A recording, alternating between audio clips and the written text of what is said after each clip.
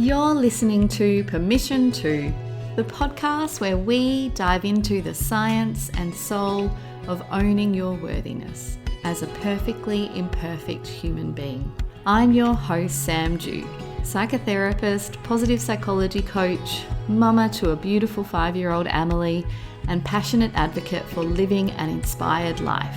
My aim is to show you that you have full permission to own your worthiness so that you can embrace your true nature and begin walking boldly toward your dreams.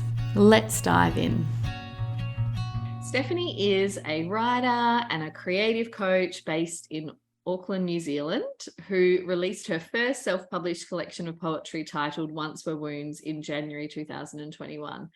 After moving through the different facets of her own creative process, she realized what a deeply transformative and healing journey it was connecting with and embodying her own unique creative energy.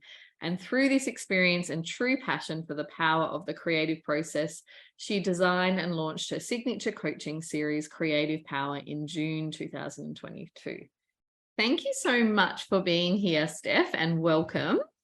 So excited to have you here. Thank you. I'm so excited to be here as well. Thank you. And we were just chatting about the time difference between like Perth and New Zealand, and it's like 10 a.m. for me. And what time is it for you again? It's 2 o'clock. Yes, 2 o'clock. Feels so surreal, doesn't it? It's like, yeah, I know. Interesting way the world works.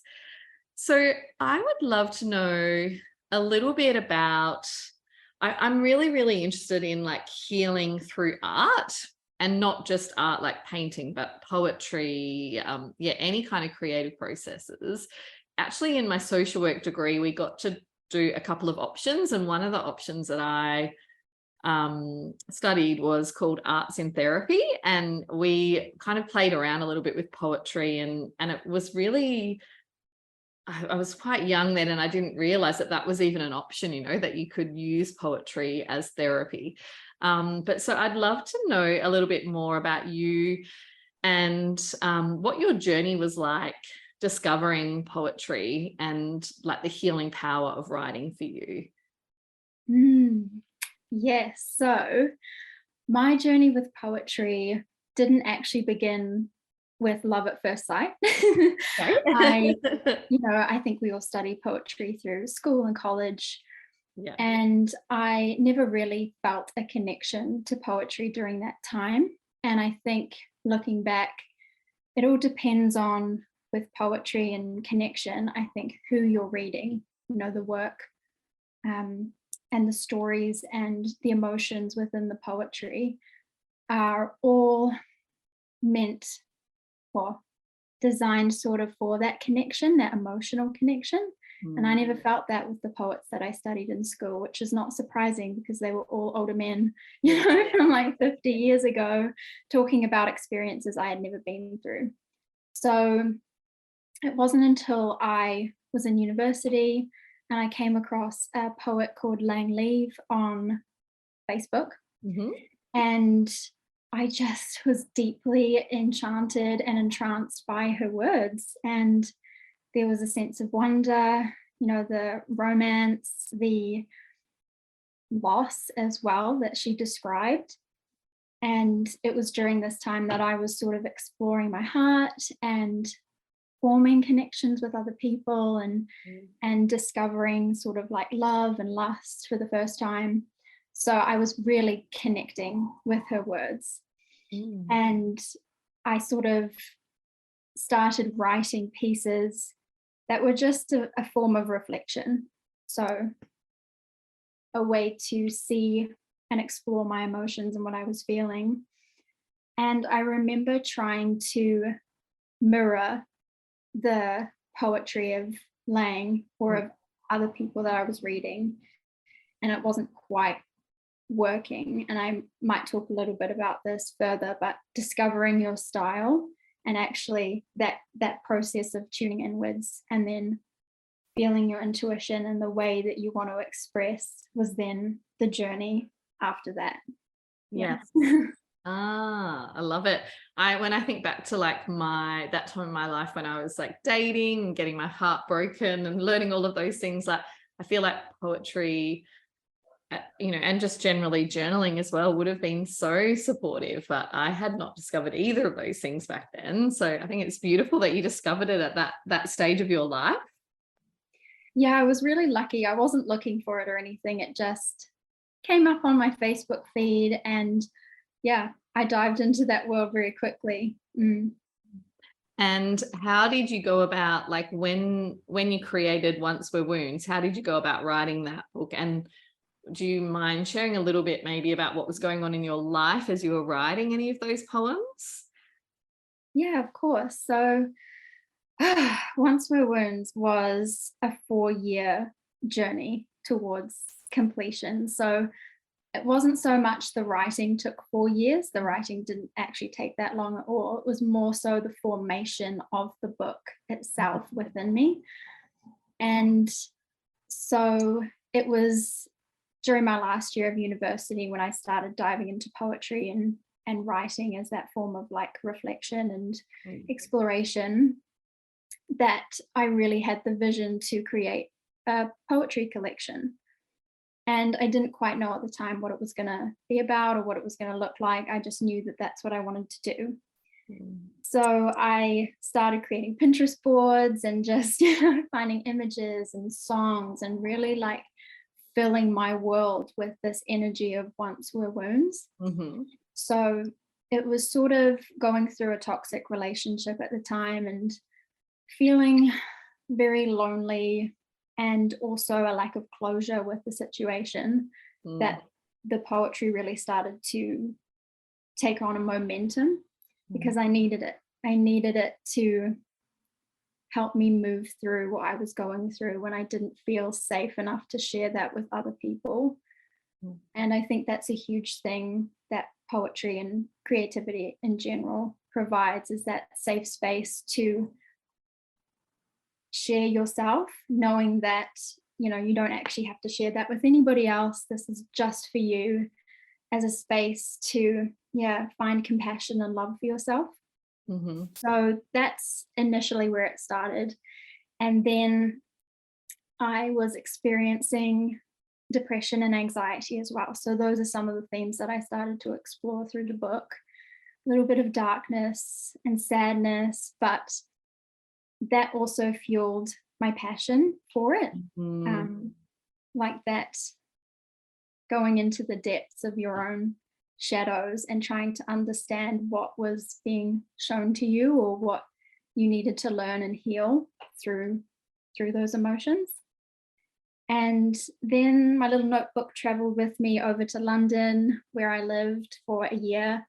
And I traveled and again had experiences with heartbreak, meeting beautiful people and having beautiful connections and experiences, and then sort of the catastrophe and all of that, and the loss of friendships and things. So yeah, there's so much compiled into the book, and there are a few different relationships that I've expressed in the poetry as well. It's not just one person. And then when I came home, I decided that it was time to put it all together, and I did. Oh, I love that. Thank you for sharing, because as you were talking, what I was thinking is, like, how beautiful is it to have this body of work that wasn't like, you know, rushed or created really intensively, like that it actually kind of almost mirrors your growth as a human, and like, has gone through multiple different relationships, different stages of life, different locations. I think that's really beautiful. Yeah, thank you. I do as well. It's really special. Yeah, and it's quite different to, I mean, obviously poetry and writing a book are quite different as well, but you often hear like, I've never written anything. I don't know if that's like a goal of mine or not. I don't know if I've got the discipline to write a book. But I think that you always hear like people when they're writing books, most of the time it's like this really short pressured, like, I'm going to write this book, I've got to smash it out, like, you know, and I just have a sense that you did things quite creative, quite differently. And I was wondering, like, are you happy to share a little bit about your creative process as a writer, and how you let yourself write without all that pressure? Yeah, interesting. That is definitely something that I'm curious about Mm. observing, especially as I move on to like writing different things now. Yeah. For this book in particular, the title came to me straight away. So the title always existed, and I sort of knew the themes and the energy and the tone. So it started with the feeling of Mm. what I was going to create and the intention behind it. And then the poems were all written individually and they came from experiences. Mm-hmm. So I wanted to embody certain emotions and take the reader on a certain journey within each piece itself. And then the titles came once the poem was formed. And then putting it all together as a collection was actually the trickiest part. And I kept having to, your mind wants to jump ahead to know how is this all going to come together, like how, and my brain really does that all the time, really wanting to know clearly, certainty, what is it going to be? And so I kept having to bring myself back to the writing itself, like the doing. And I've noticed as well, like that balance between masculine and feminine energy. So being in the feminine when I'm creating, and being really soft and gentle and allowing. And then obviously the masculine was more like, okay, I have to do this amount of poems this month so that I can reach my goal in a certain amount of time. Yeah, so it was very much a balancing act between those two. But by the point where I was in the action stage and setting up, you know, my timeline, I was already very in the energy of the book. So the book was very much in me. And I developed, you know, you develop a relationship with it and a connection where you trust that the book is going to reveal itself to you when the time is right. And so, yeah, it was definitely a process of like, okay, keep coming back to trust, keep coming back to trust. And then when you get to the point of putting it all together, it does reveal itself to you.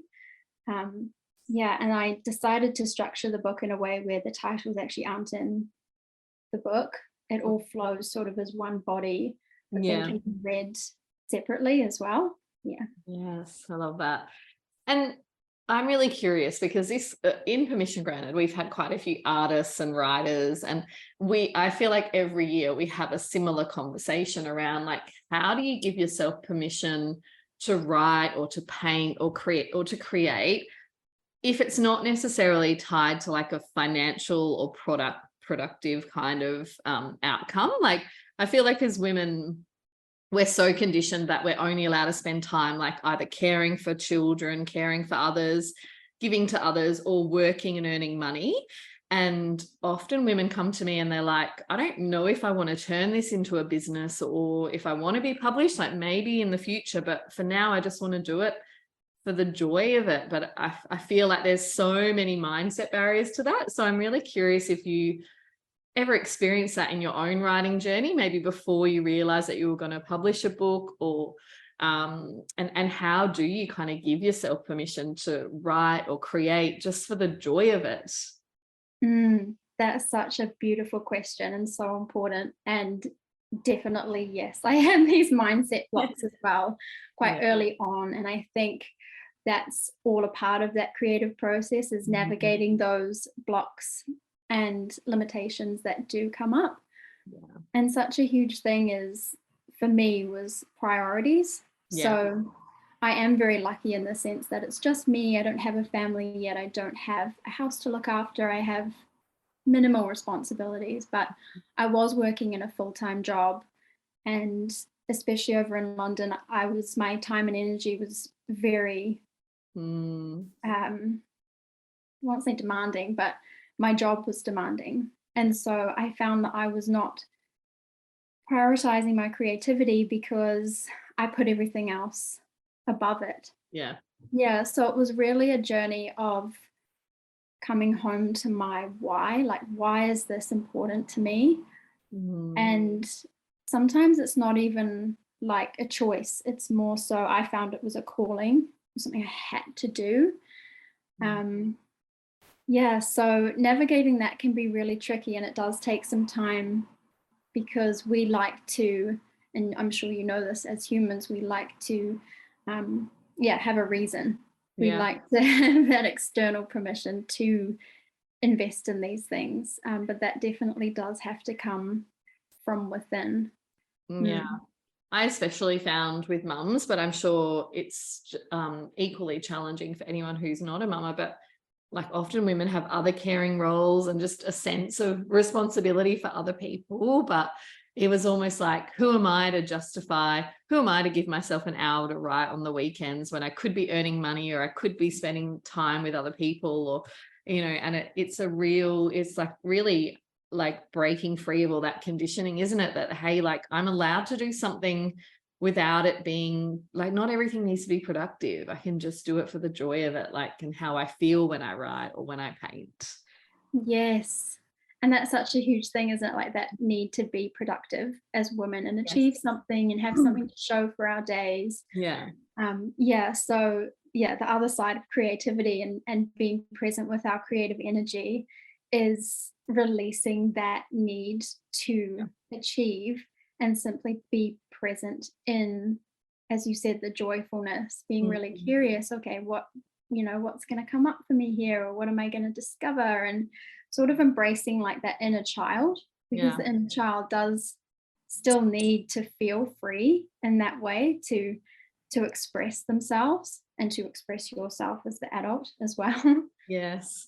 And I was thinking about, on your journey, it sounds like there were lots of relationship changes and traveling and lots of grief and loss and processing. And I wonder, like, if you hadn't been writing, would you have processed as much of that? Because it's so easy after, the cliche after a breakup. I remember like one of my breakups when I was like 18, like just eating like a tub of ice cream and watching a movie, which, right, you need that, of course, as well. And that's fun. Mhm. And time with your friends can be really healing too. But I wonder if there was something about your intentional writing practice that did really help you heal through those different like challenges in your life. Mm. Yeah, there was. And I still love eating ice cream and watching a movie as well. And definitely spending time with friends is so nourishing. It just went a little bit beyond that for me. And I have always been a very deep and sensitive person. Yeah. And I didn't feel maybe ready or open enough to share that depth with friends in a way that I was looking for understanding. Yeah. And I felt like writing and poetry was the only place where I could convey that. Oh, I can relate. I'm a highly sensitive person. I didn't really even know that that was a thing or what that was in my 20s, but I can relate to like wanting people to understand me, but actually like when you feel things so deeply, like, yeah, it's just really hard for other people to get that sometimes, Mhm. and then you can feel like frustrated and kind of quite lonely, can't you? Definitely So loneliness. Yeah. yeah, so writing was your way of feeling like seen and heard, like you were really witnessing yourself through the writing process. Yeah, that's such a beautiful way of putting it. That's really how Mm. I felt. And yeah, just healing those parts of me that nobody else could. Yeah, Only I could. Mm. yeah. So just a curious question. I don't even know if you'll know the answer, but like if you hadn't decided to write a book, and to make your writing become your business, would you still have kept writing? Yes. Yeah, that's what I thought you were going to say, but I was just curious because, yeah, I think it's that, again, permission that you can do it whether it's going to become your income or not. Like, Yeah, definitely. And when I first published the book, I said that it wasn't about making money. It was simply about putting my work yeah, out in the world yeah, and doing that for myself. Mm. yeah, And and in the hopes that it would reach other women and give them comfort yeah, as well. yeah. Love that. And do you promote the book much? Like, when you promote the book, do you share with people like the stories behind it so that they might? I was just thinking for women who are going through that stage of life where there is lots of changes, possibly lots of relationship breakups. It could be like such a beautiful book do you like let people know that that's what the book's about?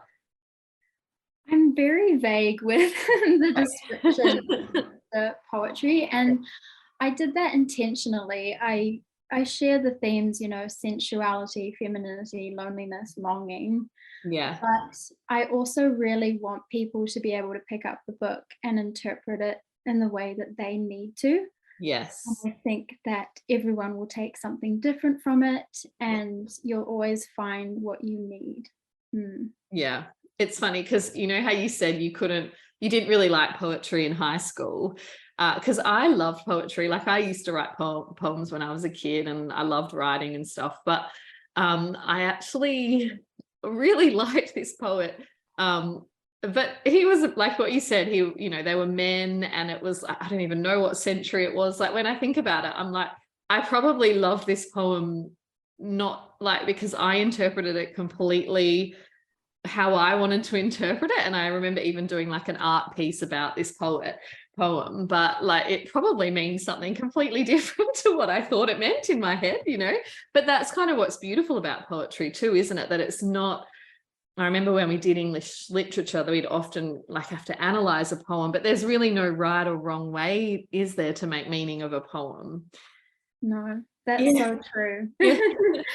Yeah, I'm kind of, yeah, thinking about my teenage self going, oh yeah, you love that poem, but I wonder what he really was writing about. Probably something that you couldn't relate to, you know? yeah. I think that's the mystery in it, and that's the magic, you know, you can Yeah. interpret it as you need to and based on your own Mhm. experiences. Yeah. And it's interesting that you bring up the analysis, because I remember that, you know, Yeah. deconstructing and analyzing poetry almost is Yeah. really like a surgery that I doesn't don't think is necessary, you know? It's, Yeah. yeah, there's I don't know, it's a great thing to be able to do, but I think what put me off was that thinking that it needed to be interpreted, as you said, in a certain way, and that at school there was a right and wrong, and that it needed to be set in a certain structure, whereas I don't Mhm. believe in that. I just write in the flow that I feel.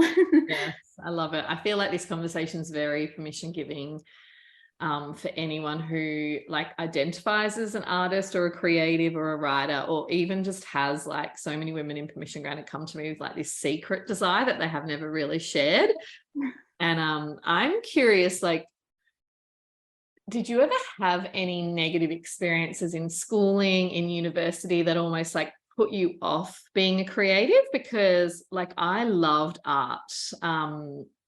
But in year 12, I decided to go and do like ATAR art, which is like the, I don't know what it'd be in New Zealand, like, um, Like a scholarship or it was basically to get into university. So it was like a Mhm. more serious subject. Like I was doing kind of the more like fun, non assessed kind of art in year 11, and I was loving it so much I decided to move up to the ATAR one, which was a big mistake because it was a lot of work, but my teacher was so critical. So I was doing textiles and she wasn't a textile artist, so she would like give me these really low marks. Like I remember I'd get like 56% and she'd be like, oh, the composition of the dress is wrong, and I'd be like, but you know, that's someone's arm there, it's not a painting. Like Yeah. um anyway, she'd always mark me and be very critical of my work, and then I'd work really hard, make all the changes that she suggested, and then I'd get the same mark, like 56% or whatever, just passing.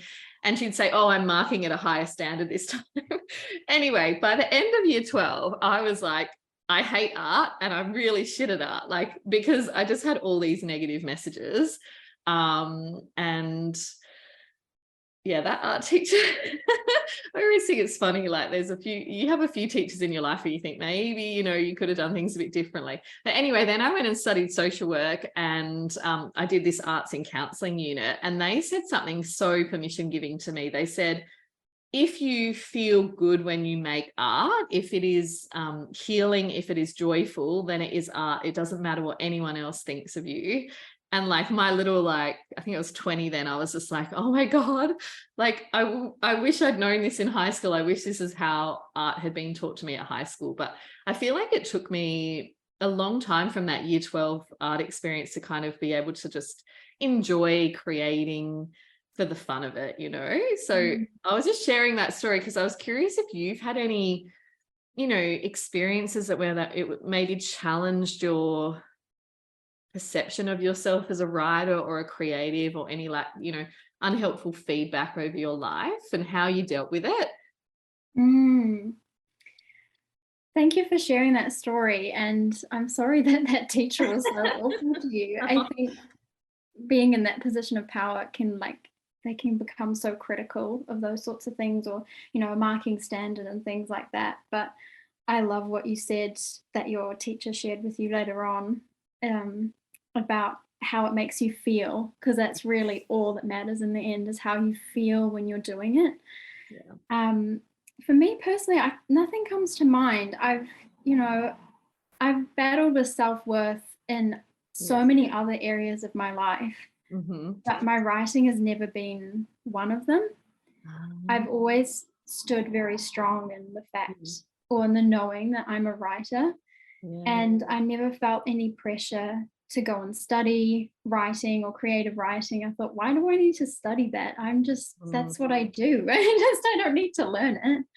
And I was lucky with my English teachers in school. One of them, I never particularly liked essay writing, again, because of the structure and the need to tick boxes.